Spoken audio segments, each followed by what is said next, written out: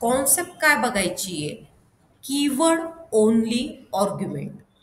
आता बघा कशा पद्धतीने हे आता नेम एज नावाचं एक फंक्शन आहे जे दोन आर्ग्युमेंट घेतं आणि ह्यात जे दोन आर्ग्युमेंट पास करू हा आय एम तो पहिला आर्ग्युमेंट, माय एज इज दुसरा आर्ग्युमेंट तो घेईल. आता याला कॉल कसं केलेलं आहे? नेम एजला प्रिन्स पास केलंय. आता प्रिन्स नेमची व्हॅल्यू आहे तर ती प्रिन्स इथं कॉपी होईल. एज 20 इथं कॉपी होईल.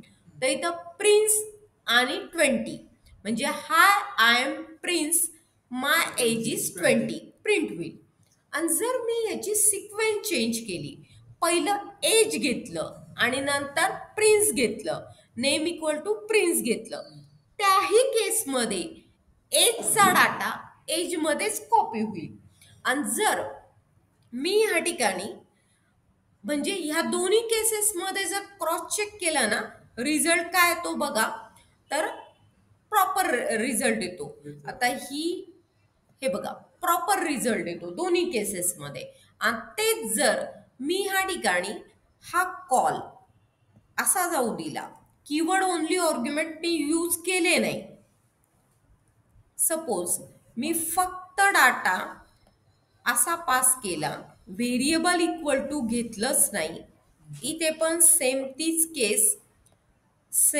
तीच केस कंट्रोल झेड करते, एक मिनिट, डिलीट की आणि त्यानंतर इथं डिलीट की. आता बघा मी प्रिन्स आणि 20 पास केलं, प्रिन्स कॉपी होईल नेम मध्ये आणि 20 कॉपी होईल एज मध्ये. इथं 20 कॉपी होईल नेम मध्ये, प्रिन्स कॉपी होईल एज मध्ये.